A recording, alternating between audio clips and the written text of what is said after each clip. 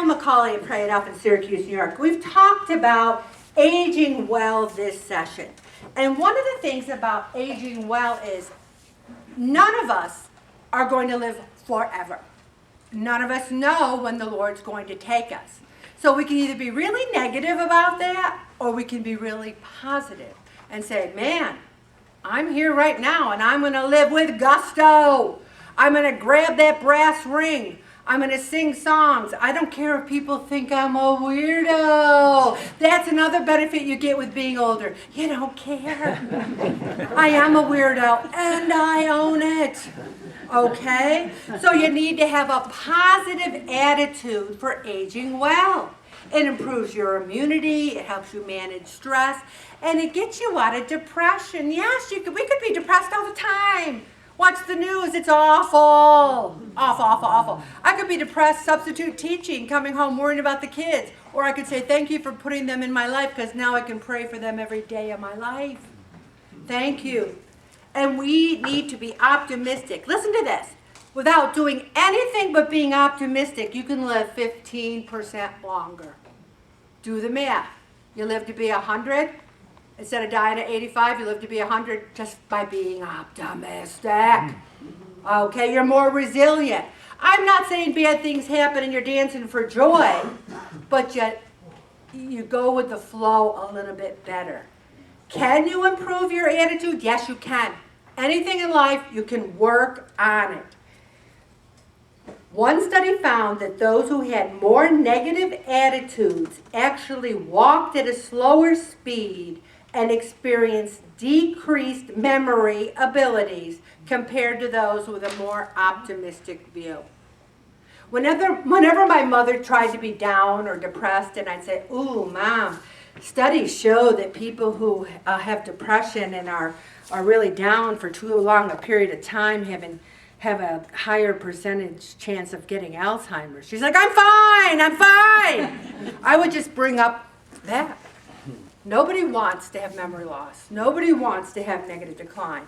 And you can either have a gratitude journal. Some people are great at them. I'm great at journals. I love a journal. I love it. People buy me journals, I use them. Or just at the end of the day when you're laying there saying, you know what? Thank you that I made it to Pray It Off even though they were digging up Seneca Turnpike. Thank you that my table mates are the most great people I know. Thank you that I didn't have that donut at work today. You can just sit there and thank God for what happened. And also positive affirmations. I'm big on that. I used to have like a lot of this negative, almost OCD, like, oh, if this happens, I might die, or if this happens. Now I go, if this happens, I'm going to live forever. I changed it. I turned it around. I'm going to live forever if this happens. We need to practice just being quiet. I'm still working on that. I might never get there, but I'm working on it, okay? And spend time with more positive thinkers. No one has ever called me in 70 years a negative Nellie. Never. As a matter of fact, people have said, you're a stinking Pollyanna, and I'm sick of being around you. You're just too positive, Because I like to look, well, what about this? What about that? We need to make moving a part of our everyday life. People who are optimistic and positive do that. They have a purpose in life. They manage their stress without food. They control their weight and stop eating when they're full because there will be more food. I tell you it's true. There will be more food. Also, we limit our red meat. We talked about that last week. Most people who have a positive outlook have a faith-based community. It was so much fun going to the game with people at Holy Family. Judy went. It was awesome. It was really just a lot of fun. And our t-shirt said Faith, Family, Football, and we won. It was awesome. Also, people who are positive and older adults, less migraine headaches, more emotionally stable, apply their past knowledge to other areas of their life. And I've added 5 positive affirmations for weight loss on the next page.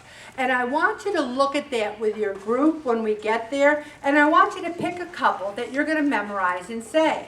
And I'm going to read you my favorite ones. number 12, I am taking small steps toward my goals every day. Small steps. 26. My goal is long-term health, not short-term results. Long-term health. 27. My weight does not define my worth. It doesn't define my mood. It doesn't define who I am in the least. It doesn't define me. I have my mother to thank for that. 41. I am worthy of reaching my ideal weight because I deserve to be healthy and happy. Not happy because I'm thinner, but happy because I'm healthy. That's the key. Happy because I'm healthy. And 49, I am building healthy eating habits every single day. All right, my last one, Bobby, I'm going to stop right there.